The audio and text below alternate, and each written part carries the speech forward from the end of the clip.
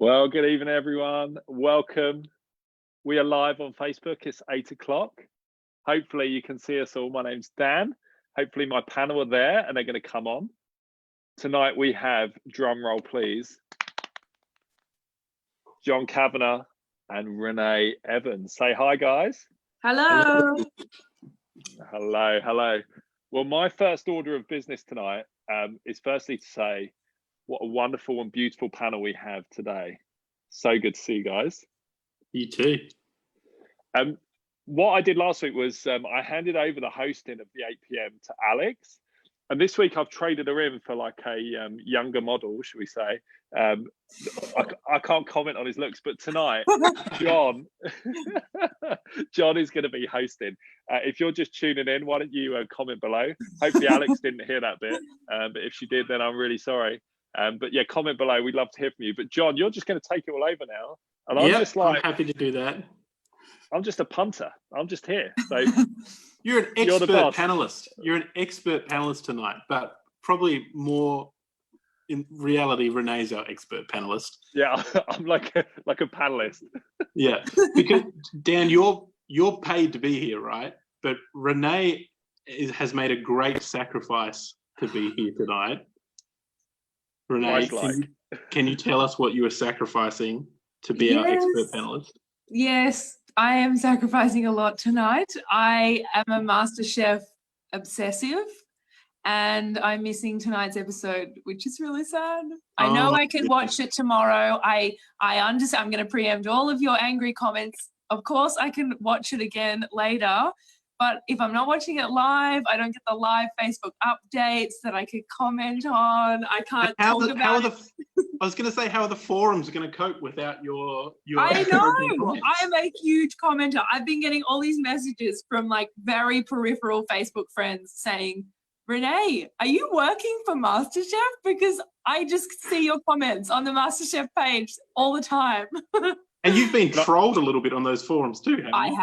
I have. There are some angry people out there with serious convictions about MasterChef. Yeah.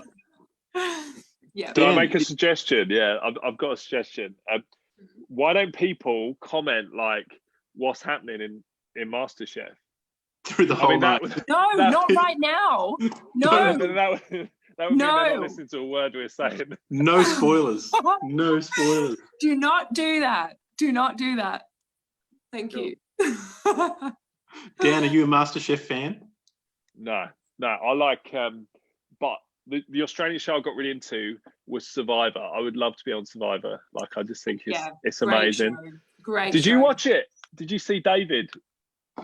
I saw the very first series of Survivor like 20 years ago, and that was, I think, it. Yeah, I haven't kept up as well. I've tried to convince Jed that it's great and the politics are great, but he doesn't really understand. I enjoy it. In my job, I have to like be honest and all that stuff, and you know, be an upstanding member of the community. I'm not very good at it, but on Survivor, you get to lie, cheat, manipulate, and I just think that sounds like that would be fun for a few weeks. You'd be a natural. Too hard. Perfect. I was saying before, we were having a bit of a debate about whether MasterChef and Survivor are actually in the same genre of TV show. So Survivor being reality TV, but is MasterChef reality TV or is it a game show? I'm not sure. I definitely think both. Both. That's why it's so amazing. Because I don't think I'd cope on Survivor. I think I would be a wreck and would vote myself out or something straight away. I just don't think I'd last. What I think I would be good at is, I don't know if they had this one in the UK, Dan, but on Australian television, they had this show called Amazing, which was like a kids game show. And I'm 100% sure that I would dominate on that these days. I'm going to look it up. Yes. I'm going to look it up. I think there's a star between A and Amazing. Anyway, I'd be great. It came up with Amazon when I typed it in. Yeah, there you go. Well, we are not talking about game shows and reality TV tonight. We're talking about something a little bit more serious. We've been working through the Peace Prayer of St. Francis. We did our first week last week where we looked at love. And this week we're looking at, well, it's we're a bit unsure what we're looking at. We think we know what it is, but the language in the prayer is a little bit uncertain. St. Francis in the prayer says, where there is injury, pardon. Let there be pardon. So the question is, what is injury and what is pardon? Like, what are we actually talking about tonight? Anyone want to jump in and answer that question? I reckon we need to hear from people at home, partly because I haven't got a clue. Oh, Dan, no help at all. What is pardon? What is injury? What is pardon? If you want to shoot up some comments there and let us know what you think is meant by pardon. Meanwhile, we'll get Renee to give us the correct answer, seeing as Dan's no help. What do you think? What do you think the prayer means there, Renee? Oh, injury is a funny word, but I do think injury kind of, if for me, encapsulates like the experience of like something going wrong, whether you were wronged, whether something wrong happened, whether you did something wrong, whatever happened, it was a disaster. There's blood, there's limbs loose, whatever's gone on. Metaphorically? Yeah. So wherever there is any consequence of any bad thing happening, there is forgiveness. There is a path through. Yeah. I think oh, you go, Dan. Yeah, like I was thinking a little bit about that prayer as well. Like it says, where there is injury, your pardon, Lord. And I kind of thought that was interesting because it takes it like on one level, it's about us. It's about like injury. Like if I cause injury to Renee, like I'd be asking for forgiveness if I was a nice person. But there's this kind of next level to it where we're kind of including God, which I thought was interesting. I'm still reflecting on it, but there's this kind of inner peace you get. I know, like I've been struggling with some stuff like over the last little while, and I think some of the pardon can only come from God. Some of the peace that we can feel, or the identity that we need to find, can only come from God. So that's my kind of thoughts on it. I'm not sure if that's what St. Francis meant. I think that's an interesting thing just about this idea of pardon, forgiveness, reconciliation, whatever language you want to use around in the New Testament, is that often our forgiveness and God's forgiveness kind of goes hand in hand. They're tied to each other. And so I think you're onto something there, Dan. Yeah. One of the things I find funny about this language is that, to me, that word pardon, like you were hinting at it then, I think, Dan, that it's actually something a lot bigger than what it sounds. Because like when we use the word pardon, I think it's normally like something we say when we accidentally burp at the dinner table. It's not something that's, like big and hard and deep, but there is actually something more to it, because it's language of fixing injury. And like Renee said, injury is something where like there's limbs and blood and things are messed, things have gone wrong, things are broken, and pardon is what undoes that. So it's not something small. It is something that's big and hard, isn't it? And something that we're all experts in, I'm sure. There's been a request online. John, someone wants a MasterChef analogy from Renee. But there's also a few responses to what pardon is. So maybe while she's thinking of that, check them out. Yeah. Does anything jump to mind, Renee? Well, there are, if anyone watches MasterChef, you know that if anyone's wearing like a bright blue Band-Aid, you know that they've done an injury in that cook. And they they don't dwell on it anymore. Like they don't mention it, but you're like, oh, what happened? And like they're just carrying on. Anyway, that was just the only thought. Little trivia for you, for those people who are watching it. So look out for the blue Band-Aids. That's a sort of a situation where you need to forgive yourself, isn't it? Yes. Yeah. Well, if you've just joined us, we've been talking a little bit about injury and pardon and what on earth that means in this prayer. If you have some good ideas, strikes of genius, chuck that in the comments. But we're sort of we're talking about something that's in the area of forgiveness and reconciliation and bringing wholeness to broken relationships. And I was guys, I was reading something the other day where someone said that forgiveness is something that comes really naturally to human beings in some ways. Like, human beings are capable of amazing forgiveness. You can hear stories of people just forgiving terrible things that have been done to them. We have this amazing capacity to forgive, but we also have this amazing capacity to hold a grudge and to desperately seek revenge. And those two things sort of go hand in hand. So, Renee, which one of those two things comes more naturally to you? Are you a forgiveness person naturally, or more of a hold a grudge type of person? Great question. I feel like I have a grudge every single day of my life. Look, I think I thought about this today. I do think I am a very emotional person. I feel the whole gamut of emotions, times intensity 1,000. I think that I often find myself in situations that require forgiveness because I do feel so much of of relationships, of what how I'm feeling, how other people are feeling. I feel like I just have to forgive every single moment of the day. Yeah. Yeah. How about you, Dan? Forgiveness or grudge? Oh, it's so hard. Definitely both, and depending on what season you're in, it changes. But I know we were just saying before, when we were kind of chatting before we went live, that we don't really feel, I mean, I can't speak on behalf of you guys, but I don't feel qualified talking about this stuff just because it's so hard.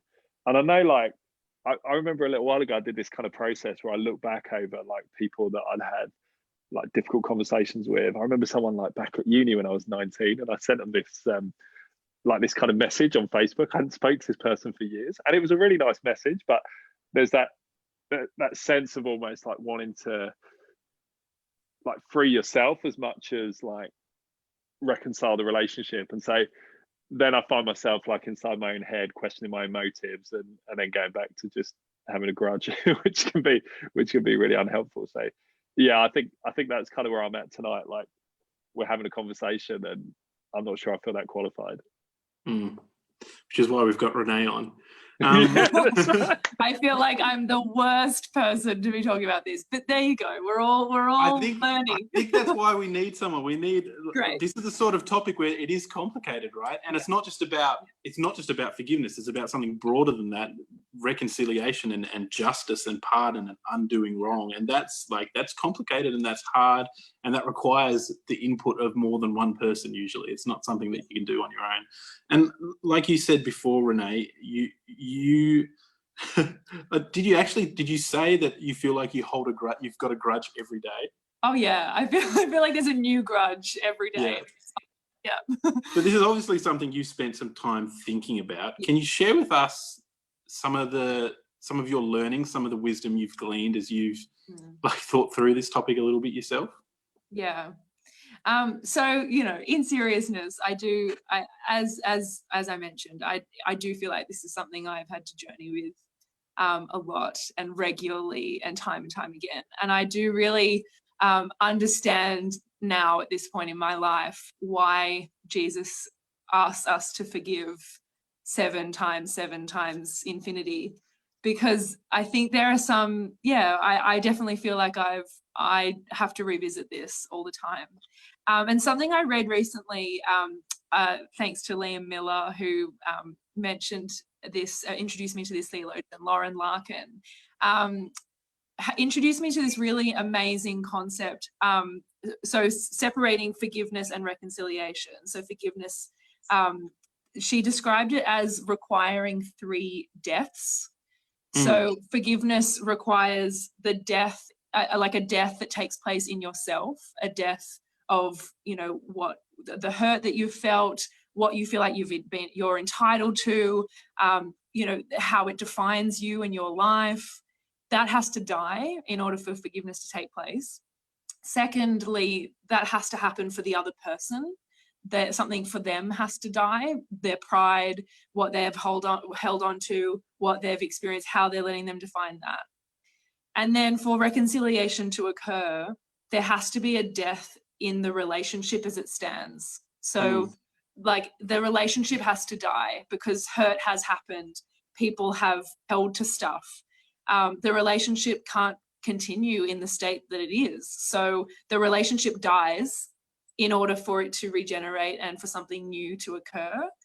And I think that has really struck me. And I think for me, it reminds me to really deal with letting go and letting die the hurt that I experience. And I do feel like it's something I am constantly doing, but letting go of hurt for me is not condoning the wrong that has happened. It's like properly grappling with the hurt that I've experienced, not saying that it's okay. Letting go of that and actually letting myself lay that down and letting it die involves time, like, which I think is such a gift that God gives us. It involves, like, for me, like therapy and like support, psychological support. It involves self-care. It involves maybe distance from someone. There's so many things that involves, but that is my responsibility. And that is something that I feel like I'm accountable to God for doing. Because if in the future, reconciliation, there's an opportunity for this person turns around and says, yes, I've let this die, I want to connect again. I want to make sure that I'm in a position to be open to that and be responsive to that and say, yes, I want to do this. I'm ready. I've let that die for myself. Let's see what this relationship can become. Yeah, that's really good. We've just seen in the comment section a comment from Sue saying that the times where she's managed to forgive have been really freeing, and the times where she hasn't are still trapping her.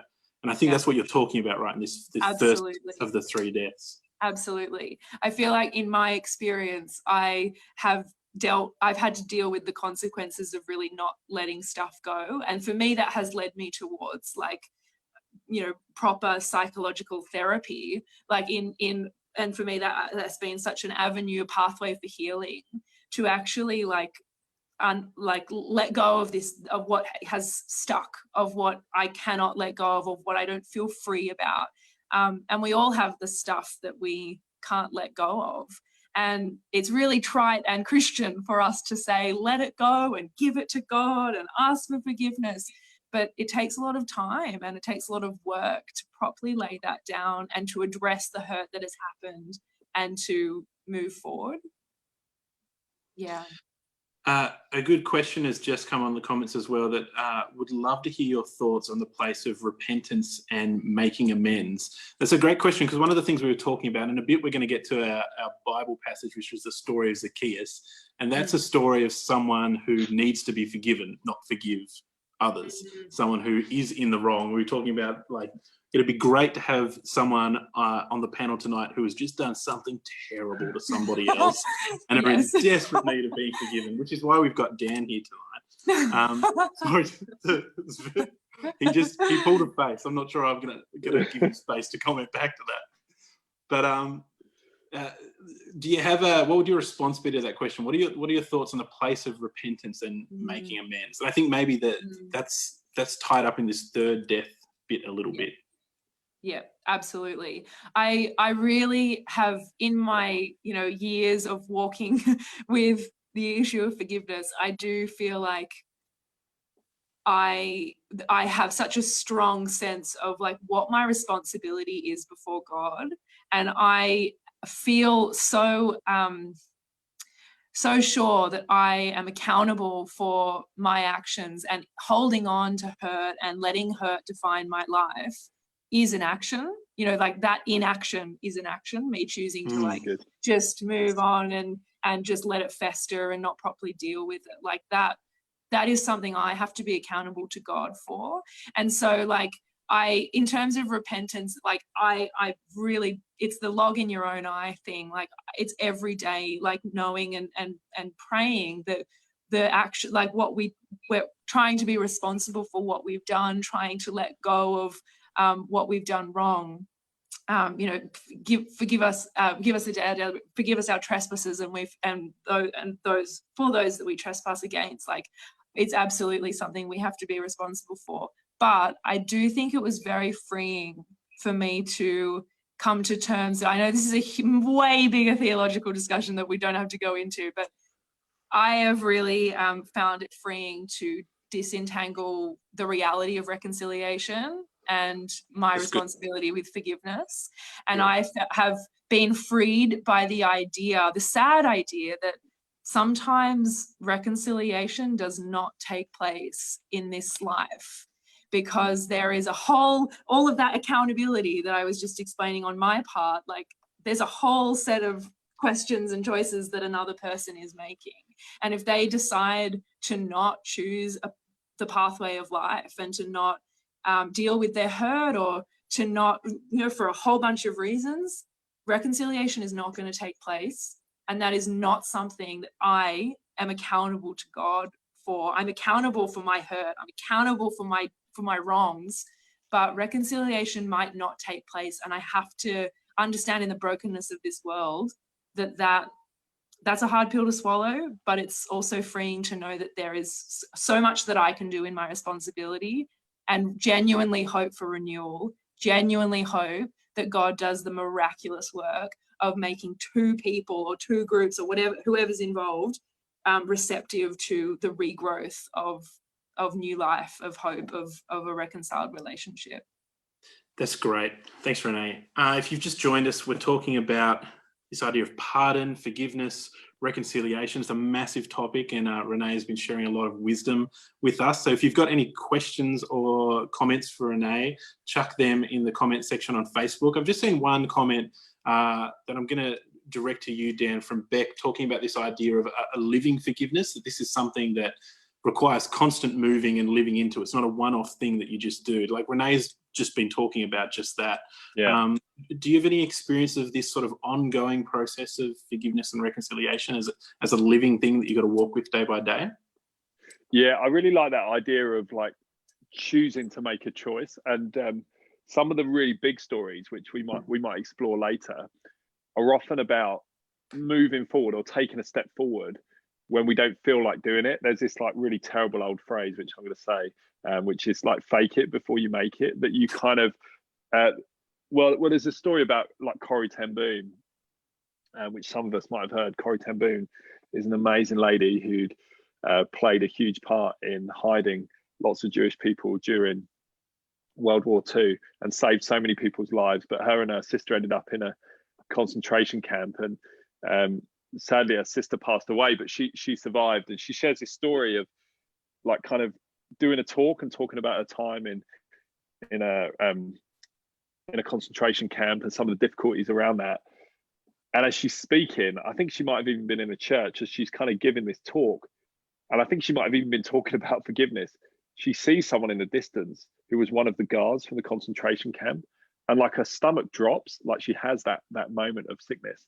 And she senses like God saying, she senses something within her saying, I need to go and talk to her, I need to go and forgive that person. And the story goes that at the end of the talk, she feels like she just tries to avoid this guy, and he kind of bounds up to her and says, like, hi, Fraulein, like I really want to just say sorry for what happened in the concentration camp. And she knows in her heart she should forgive, and she cites, Christ and all of that. And yet she feels like she can't. And so she just thrusts her hand out. And in the action of thrusting out her hand, she says she feels like a kind of electric bolt going through her arm, and this kind of overwhelming feeling. And so, and in that space, she cries and somehow is able to begin that process of forgiveness and reconciliation, which again, I think we need to say are separate things. Doesn't mean that what happened was okay, but it's about not letting that thing hold on to you. And I like that idea of like walking in that direction, like having that posture. And I've got so much to learn from that myself. I know that. There's a good question jumping off what you've just said, Dan, again about that separation between forgiveness and reconciliation. A question from Kate in the comments. Do you think that if you cannot reconcile, but you are continuing on in the relationship, is that just opening yourself up to continuous injury? Do you have any thoughts on that, Renee? Big question, but any? That's such a powerful question. I really believe that it does. It obviously is so personal to you and the situation that you're in, but the act of like often separating yourself from somebody while a relationship hasn't reconciled can give you the space to work on that hurt that is your responsibility. And if you're constantly faced with, you know, this relationship that isn't reconciled, I wonder how much harder it would be for you to lay down your hurt and to address the hurt. And in some situations, like as I think the question said, like you are opening yourself up to injury all the time. And so I wonder, like, I think for my question to that is like questioning the motives for why you continue to like be present in that relationship, because if it's just so that you feel like you're doing the right thing and continuing this relationship and being open to the future reconciliation, like, is that actually going to make you more open to like real reconciliation? Is it going to make them more open to real reconciliation? Because while it's just ticking the boxes in your head of what you think is right and what you think you should do, you're actually probably both getting more resentful and both steeping in your own what you felt like you were entitled to. And I think what I forgot to say before about what Lauren Larkin says in this 3 deaths thing is that, you know, it's the death of, like, if you missed it before, I just mentioned there's forgiveness requires the death in yourself, a death in the other person, a death in the relationship as it stands. If you continue to pull back stuff from the dead, she says, like if you continue to like pull back stuff and say, yes, but remember this hurt that you caused me, remember this, like that, the relationship hasn't died. And there's one of those deaths haven't actually occurred, and that reconciliation cannot take place. So yeah, I think that's such a great question, and it's so important for us to revisit the motives for how we're conducting ourselves in that situation. Because if it's just so that it looks like we're heading towards reconciliation, but really it's hurting us and it's hurting the other person, then it's not a good idea. That's very helpful. Thanks, Renee. And so good. Your husband just commented on Facebook as well that this can be particularly difficult when it's family, that you're walking through this, and the relationship kind of has to keep going. Absolutely. If you've just joined us, we're having a big conversation about pardon, forgiveness, reconciliation, a huge topic that none of us are experts in. But what we're going to do right now is move to the Bible and hear a story that may or may not be about forgiveness on the surface. We'll see. But what we're going to do is Renee's going to read for us. And as she reads the story of Zacchaeus from Luke chapter 19, if you want to read along, we'd love you to share a word or maybe a short phrase that jumps out at you as Renee reads in the comments, and just hear what in this story jumps out at you, particularly in light of the conversation we've just been happening. But open your ears to hear what God might be saying to you through this story as Renee reads to us now. This is the story of Zacchaeus from Luke chapter 19. Yep, Luke chapter 19, verses 1 to 10. He entered Jericho and was passing through it. A man was there named Zacchaeus. He was a chief tax collector and was rich. He was trying to see who Jesus was, but on account of the crowd, he could not, because he was short in stature. So he ran ahead and climbed a sycamore tree to see him, because he was going to pass that way. When Jesus came to the place, he looked up and said to him, Zacchaeus, hurry and come down, for I must stay at your house today. So he hurried down and was happy to welcome him. All who saw it began to grumble and said, he's gone to be the guest of one who is a sinner. Zacchaeus stood there and said to the Lord, look, half of my possessions, Lord, I will give to the poor. And if I have defrauded anyone of anything, I will pay back 4 times as much. Then Jesus said to him, today salvation has come to this house, because he too is a son of Abraham. For the Son of Man came to seek out and to save the lost.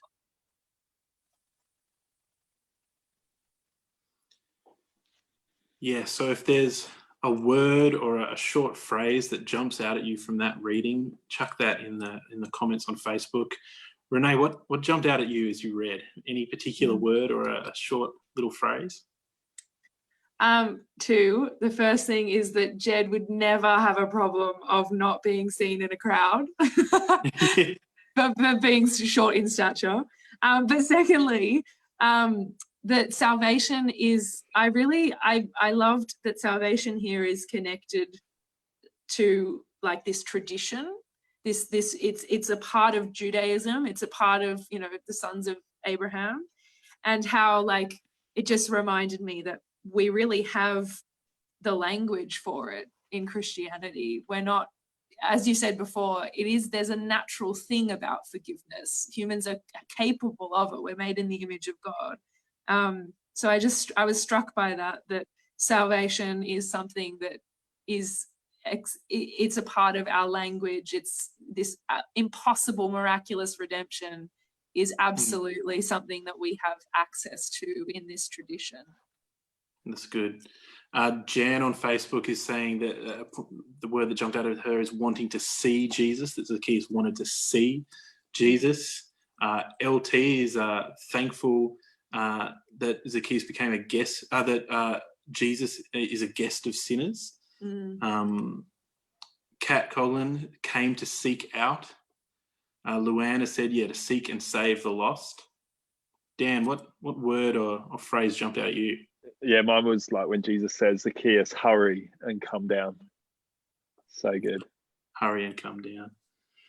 For me, as Renee, I hadn't noticed it when I read the passage earlier today, but when Renee was reading, it was the word grumble that jumped out at me. And just this idea that when you see something like this happening, there might be people looking on and it makes them grumble. Like there's something about a relationship working in a way that we don't expect it to, that can actually be upsetting to us to see that sort of hospitality, welcome, grace, forgiveness. Yeah, it's good.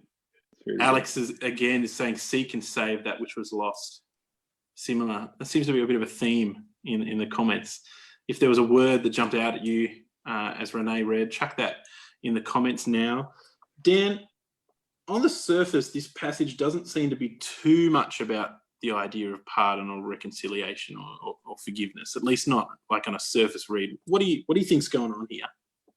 Yeah, it's really, really good question. I think we were talking about this a bit before, but as that word that jumped out at me, like hurry and come down, and your piece around grumble, you know, like Zacchaeus would have been really, really rich. He would have been famous in Jericho, but for being rich. And so like people would have hated him. He wasn't just like a normal tax collector, he was a double tax collector in a sense. Like it says in there that he's this kind of senior tax collector. So he wouldn't have just taken taxes off individuals, he'd have taken taxes off the tax collectors. And so there would have been so much like dirty money like moving around the place, and obviously he'd have taken a bit for himself before he passed it up the chain. And so that grumble piece, like, can you imagine how people would have felt? They would have seen this guy that had taken all their money, like kind of climbing up a tree, and thought, oh, there he goes again, just trying to like get his thing. And of course Zacchaeus wasn't feeling like that. And as Jesus walks along, he sees his humility, and he's the one that Jesus wants to talk to. Jesus talks to the person that's most hated. So I think that's what it's about, that kind of outrageous like hospitality from Jesus. We see hospitality from Zacchaeus, but ultimately it's Jesus's hospitality to say, I see you, Zacchaeus, I see you up there. He doesn't just say like, okay, come along, I need to talk to you. It's like, hurry, come down, I want to come round for some food. And like with him being really rich, like he would have known, like Jesus probably would have been aware that his house would have been massive. So it would have been both comfort and discomfort in that piece as well, just because of his wealth. So yeah, I kind of I think that's what it's about, this kind of outrageous hospitality from Jesus. Sue has just commented on Facebook that she wants to know what happened at that conversation, because we don't actually see it in the passage, do we? We never get to the meal. They just have the conversation at the base of the tree. We don't get to see what the dinner is like. And there's kind of a lot of gaps in this story where we don't really get to see what's going on. And Kat pointed out in the comments that actually Jesus makes this move towards Zacchaeus before he's really done anything, before he's repented, before he's changed his way. And we don't really then see Zacchaeus' actions afterwards. So in light of this conversation we've been having about forgiveness, reconciliation, pardon, and bringing wholeness back into relationships, there's actually a lot of bits of the story in Zacchaeus that we don't see, but we sort of get hints at the beginnings of things, don't we? Yeah, I think that's right. Renee, do you want to throw anything in? Yeah, no, I'm good. I'm just listening along and hearing your thoughts. There's lots of subtext. I'll pipe in at some point. Yeah, great. Yeah. I think there's an interesting bit where like if you look really deeply at the words, like in the structure of the story, it says that Jesus encourages him to come down, and it says Zacchaeus stood there and said to Lord, look, half my possessions I'll give to the poor. If I've defrauded anyone anything, I'll pay them back 4 times as much. And then he says, and then Jesus says, salvation has come to this house. So we don't know whether that's a conversation that takes place in the house or by the roadside. I like to think it's by the roadside. And I actually want to push back slightly on what you've said and the comment online, because I think Zacchaeus has done something. I think it's this kind of situation where he would have heard a bit about Jesus. Like we know, even if you don't take the biblical text from other writers at the time, that Jesus was causing a storm. And by this time, this is right at the end of Luke's gospel. So Jesus has done a load of stuff up until this point. Isn't just like the beginning of his ministry. So Zacchaeus would have known Jesus was coming. And partly it might have been like, oh, let's just see what the fuss is about. But partly, I think he knew to have a response that quick. I think he knew what he'd done wrong. I think he knew that he'd defrauded so many people, and to pay back 4 times, he would have. That's a significant amount of his wealth. And we'd all like to think that we do that, but really, like, would we? Like, could we do it? Good point. I think I'd struggle. So I think the pace at which it happens, and the pace at which that conversation happens, I would say again, by Jesus like climbing up the tree. And I think like Kat's right. Like, she's made a comment that the fake it before you make it's unhelpful. But there's this act of will. Like, I'm going to put myself out there because I think this guy can help me. Yeah. I've got this kind of brokenness, this difficulty inside of me, and I think this guy Jesus, there's something about him, and I want a bit of that. And I think Jesus sees that. I think Jesus sees it all, like, with great beauty. And Jesus is subversive, right? Because he's actually not just challenging Zacchaeus, he's challenging all the people that were grumbling when he was the one that was chosen. He's the one that the king that chooses to relate to, the tax collectors, the most broken in society. So I think there is something going on there, like around his will, his kind of moment of like the lady who reaches out and touches Jesus's cloak. Like, there's a physical act there, and I think this is what's going on there. Absolutely. Yeah, I don't know. No, you go, Renee. Go. I was just gonna add, like, as Jan pointed out before, I think it was Jan, he was trying to see. Like, I think there is definitely intention and interest there. And like you were saying before about like faking it, like I think before, I mean, we don't always feel like we're open to whatever God has for us, or forgiveness, or giving away, heaps of our possessions. But he was interested enough. And I feel like there's so many examples of Jesus responding to that smallest step. And for Zacchaeus, it was interest, and it was him trying to see, so climbing up a tree.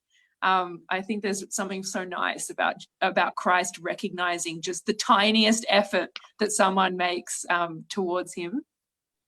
Yeah, and Luke the author, like, paints him as a hero. Like, Luke clearly likes. I would say Luke clearly likes Zacchaeus. Like, he's kind of one of his heroes. And like, the story comes after like the rich young ruler. So and Zacchaeus doesn't appear in the other synoptic. The other gospels. So it's a strange word. So Zacchaeus is named specifically by Luke, and it's like this contrast to the rich young ruler. He's saying, like, this is how you transform your life. I'm going to turn it on its head. And you see those kind of themes of wealth. Luke talks a lot about that, like rich people trying to find their way into the kingdom and explore what that looks like, which is a challenge to all of us. But also this idea that Jesus relates to the most broken, and someone's life is turned around. And I love that. I think it's a really interesting narrative, and deliberately in this place towards the end of the gospel, I think. It's interesting too that you brought up the rich young ruler, because just before that, Jesus tells that parable about the Pharisee and the tax collector, and the Pharisee wants to justify himself and how good he is, and there's the tax collector who's just like, I'm a sinner, Lord, forgive me. And then just like a little bit after, you see basically that parable enacted between the rich young ruler and then Zacchaeus in this next passage. So Dan, what do you think this Zacchaeus story teaches us about forgiveness and reconciliation? If you've just joined us, that's what we're talking about tonight: forgiveness, pardon, reconciliation. We've been talking back and forth around this idea, trying to get some good stuff out of Renee and out of Dan. If you've got any questions for either of those two, chuck them down in the comments. But Dan, start to pull this together for us. What do you think Zacchaeus is saying about forgiveness and reconciliation, and what can we learn from these sorts of stories of people changing so dramatically? The stuff that Renee shared earlier was really, really helpful about the different sides, about the relationship dying and the different roles that we have to play. And I think what you see from Zacchaeus here, in some sense, there's a bit of striving, of course, because he's striving to pay back, and his extreme response, which I think is a positive one. There is a striving that goes on there. But what we see, I think, from Zacchaeus is him trying to do his part in reconciling his broken relationships, in kind of reversing what he's done. And what he's not saying is like, he's not saying he hasn't done anything wrong. He's acknowledging his brokenness and trying to play his part in responding to that. And I think that's a significant bit. And this bit at the end, you know, again, like Luke chooses to say, like, or Jesus says, sorry, like, today salvation has come to this house. He didn't need to say that. It's an unusual phrase. Like, he doesn't say that in other contexts. Like, it'd be interesting for someone like yourself or Jed to look that up. I didn't manage to do that before today, but I can't recall that coming up. And there's other stories and narratives in there, like the prodigal son. Like, we know that that's what that story's about, but you don't necessarily see that phrase. So I think like there's something quite significant here, like linked to what Renee was saying at the start. It's very interesting. Salvation, like that, and that's the dream, not salvation in the evangelical sense of like, are you saved, like, you know, like eternal burn. That's not it. But it's this kind of unbridled freedom, this kind of release from captivity, which isn't always about others. It's sometimes about ourselves. Oh, I'd love to add something very briefly to that. You've reminded me, like, obviously it was Zacchaeus, like, he felt like he needed to give away this part of his wealth, and Christ responds to that and says, yes, like, salvation is available to you. We don't actually see reconciliation. We don't see him going and visiting these people's houses and giving back money. We don't see the reconciliation of those relationships. And I love that. I think the way it is framed, because it's such an awkward phrasing, today salvation has come to this house. It's not like you are saved. It's not, I don't know, the awkwardness of it. I have this vision now that in the coming days of Zacchaeus having to visit these people and give back, he has to actually access that, walk in the freedom and engage in tough conversations and continue to affront what he's done wrong, and to continue to, like, he gives back this money, but he has to, that's not it for Zacchaeus. Like, he'll have to continue to walk in that and yeah, like, continue to walk in that freedom and let go and continue to be obedient with what he feels like God has asked him to do. I hope that makes sense. I was inspired by what you said, Dan. Good. Yeah, that's good. We're talking about forgiveness, reconciliation, pardon. We've looked at the story of Zacchaeus, and we've sort of been reflecting on this idea and what it means. Dan, do you have any examples for us of when you've seen maybe something like this Zacchaeus story, but just this sort of forgiveness, reconciliation, all three stages, all three deaths that Renee was talking about earlier take place? Like, what does this look like in real life?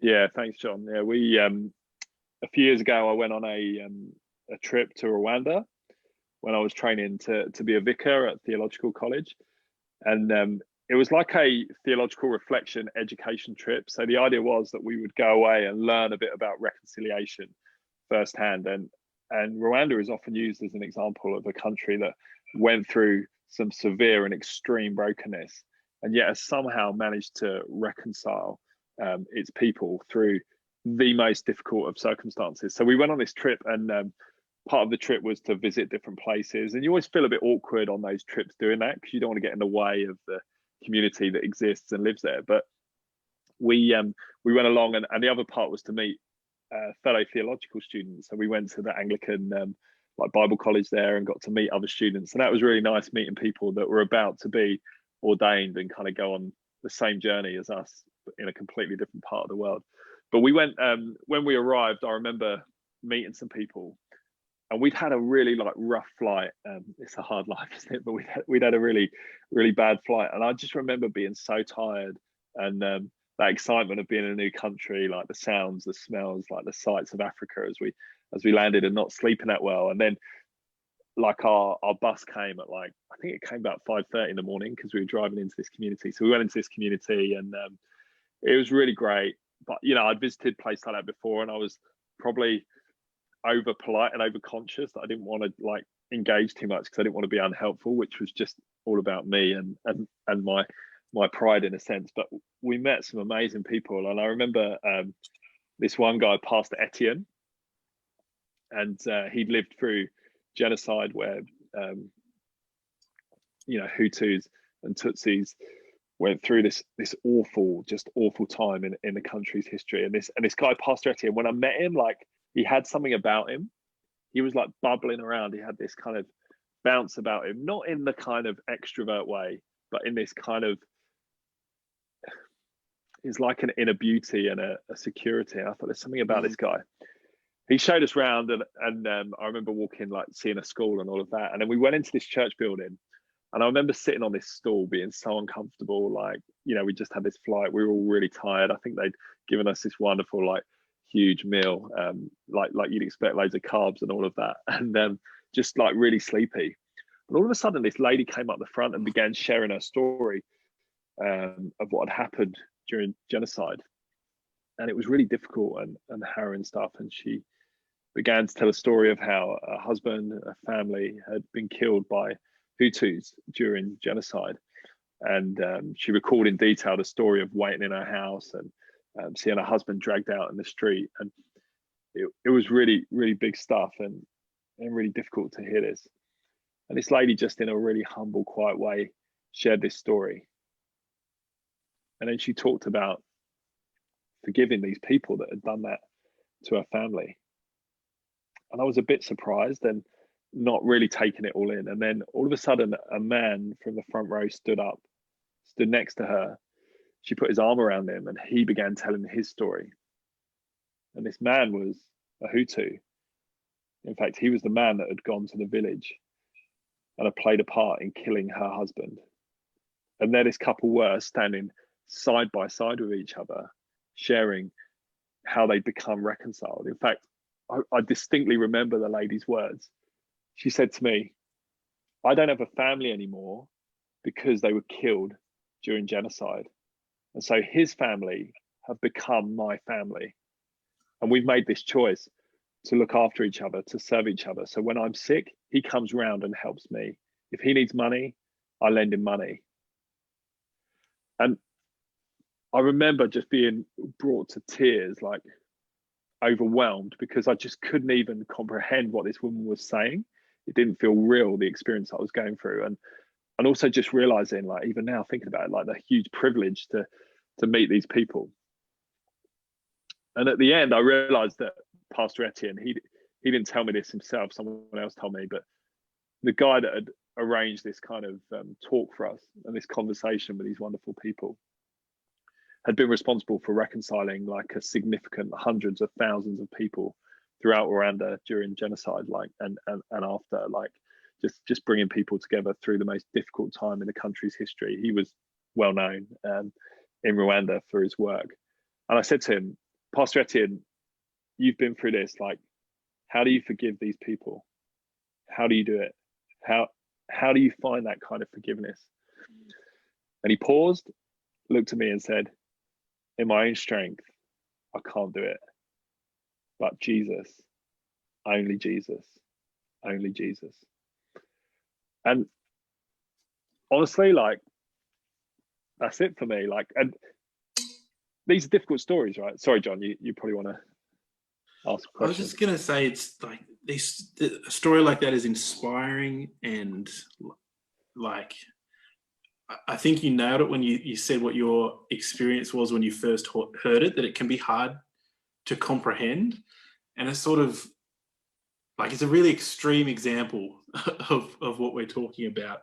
Like, it almost sort of seems too extreme, right? Like, what does this have to do with, like, you know, we've experienced hurt, people have hurt us, but this is like next level type forgiveness and reconciliation. And like, what can we learn from that? What can we learn from that sort of extreme experience?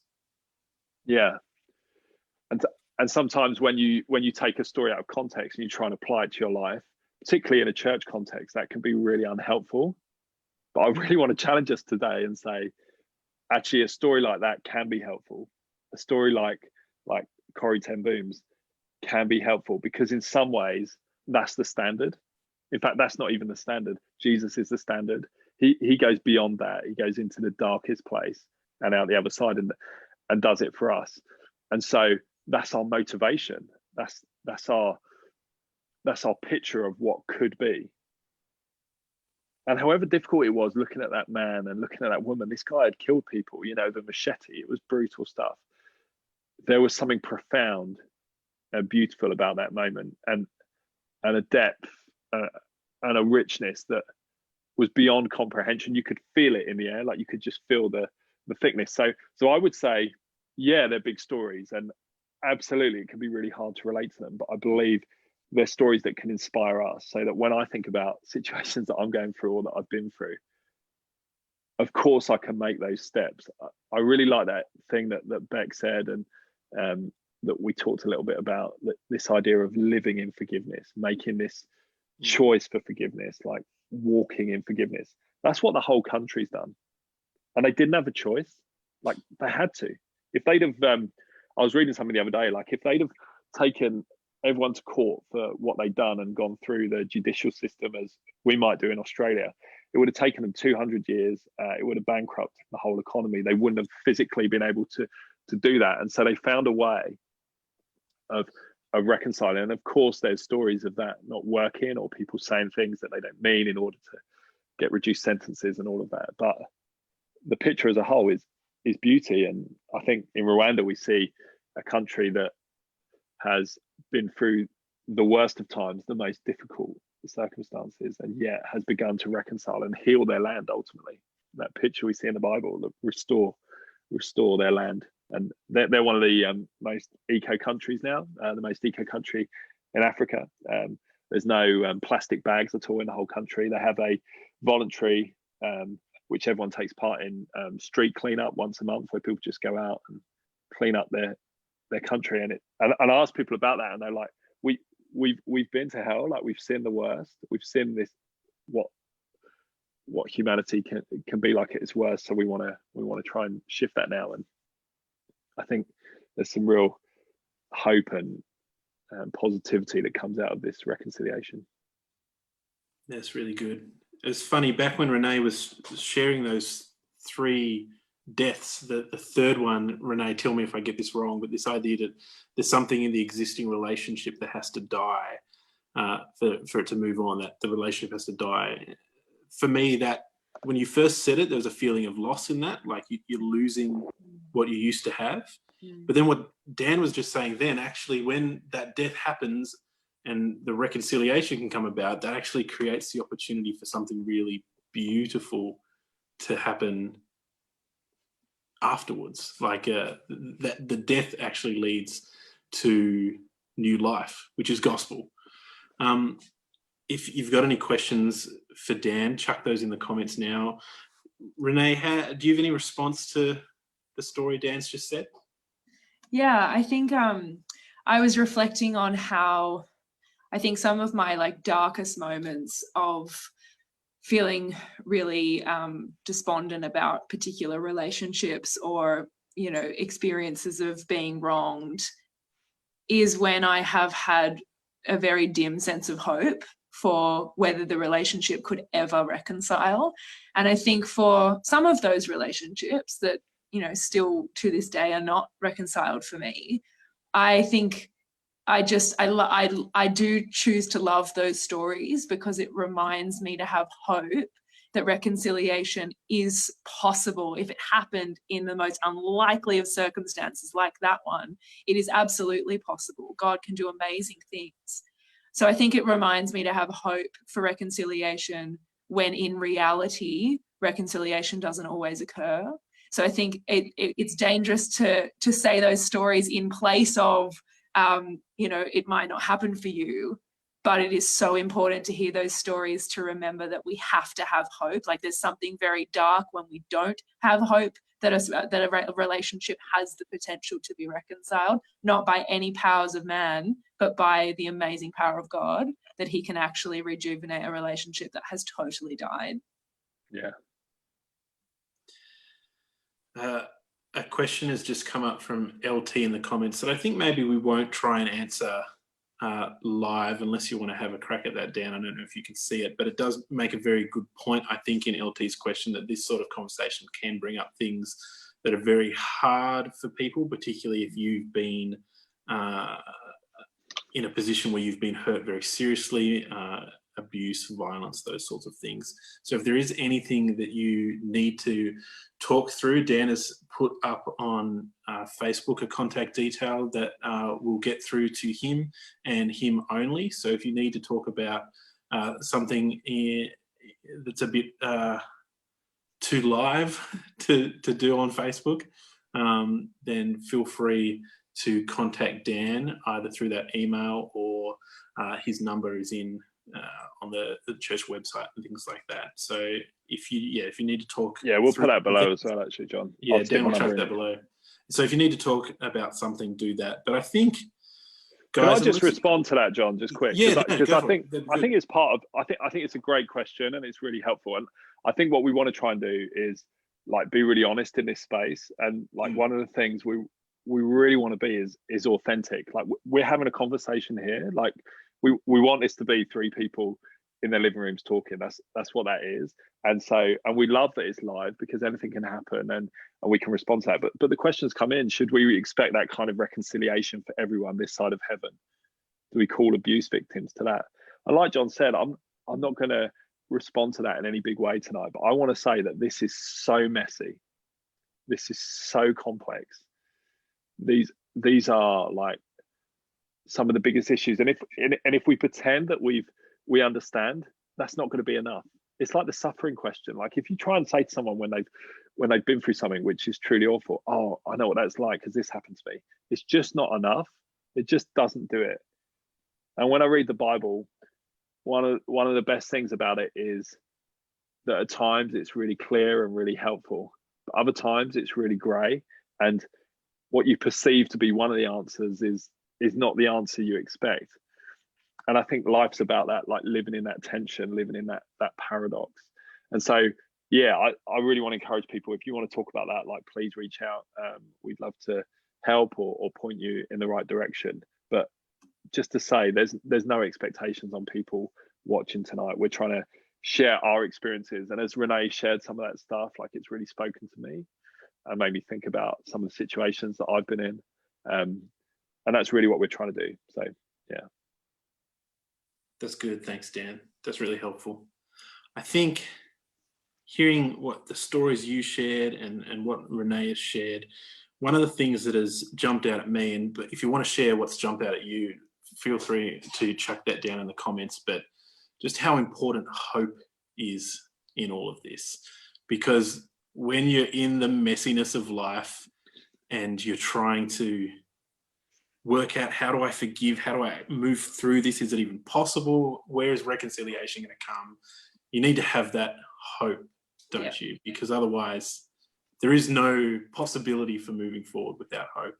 That we can embrace the messiness of life in hope because we do have the example of Jesus and of new life coming from death and of reconciliation totally and renewal totally, and like Dan was talking about, this garden city and restoration of all things, and that gives us hope to drive through the messiness of forgiveness and reconciliation in real life. Thank you so much, Dan. Thank you so much, Renee. It was great to have both of you guys sharing. Both of these guys will maybe stick around. Well, I think Renee will probably see if she can catch the last bits of MasterChef, but Dan will stick. Is it already? No, I'm watching it from the beginning, John. Okay, I'm sorry. I'm sorry. I shouldn't have even suggested. But they will be available for a little bit on Facebook to have a look at some of those comments. If you've got any last questions, you can chuck them on Facebook, and either Dan or Renee might have a go at answering them there. We're going to finish by praying the peace prayer of St. Francis, and then Dan will do a blessing for us, and he's controlling the technology, so he knows how we're actually going to finish this from a technical side, because I don't think I've got any control over when this conversation ends. We'll just keep on chatting. We're just talking definitely until Dan Can gets on all of us. can I just jump in, John? Can we just like give John and Renee lots of emoji love? I think you did such a great job tonight. And have you noticed that? And even though I'm talking now to bring it slightly over time, we've stuck so well to time. So thank you so much, John. People will be really grateful for that. You're welcome. Just a quick, just really quick notice. Just got to have people, notices. It's not church about notices. I tell you this every week. Just really quick. Like we've noted that the government have shifted some of the restrictions on us gathering together. So we're just exploring that at the moment. We really like this format in the evening, but we want to create space for people to not only gather online so that they're safe, but also gather face to face. So in the coming weeks and over this week, just keep an eye on Facebook and on videos. We'll post some stuff up and let you know what we're planning. We've got some really exciting ideas where we think that people might be able to gather in smaller groups in homes, so you can see each other face to face at a safe distance, but still engage in a conversation a bit like this. So we're working on that. And what I want to say to us, particularly as a church, like this is a really good opportunity for us to explore and try new things, which we hope and believe that will deepen and develop the life and connections within our church. We've been so pleased at the way people have engaged, and we're so grateful for the conversation again tonight. So just keep doing that. We'll be back at 8 o'clock in some way next week, but we just wanted to let you know that we're aware of the lifting restrictions, and we're making a plan in the coming weeks, and we're really looking forward to that. So yes. Awesome. Thanks, Dan. The church I used to go to, you would say at this point, are there any other announcements? And the service would then continue for another 15 to 20 minutes. Not open the church. Open mic announcements. That's risky. I know. This was, I think maybe it's a Tasmanian thing. This was back in Tassie. So yep. How about we finish with prayer? How's that sound? Sounds good. Let's pray the peace prayer of St. Francis. Lord, make me an instrument of your peace. Where there is hatred, let me sow love. Where there is injury, pardon. Where there is doubt, faith. Where there is despair, hope. Where there is darkness, light. Where there is sadness, joy. Our divine Master, grant that I may not so much seek to be consoled as to console, to be understood as to understand, to be loved as to love. For it is in giving that we receive, it is in pardoning that we are pardoned, and it is in dying that we are born to eternal life. Amen. Amen. And so may Christ, the Son of Righteousness, scatter the darkness from your path and make you ready to meet him when he comes again in glory. And the blessing of God Almighty, Father, Son, and Holy Spirit be among you and remain with you always. Amen.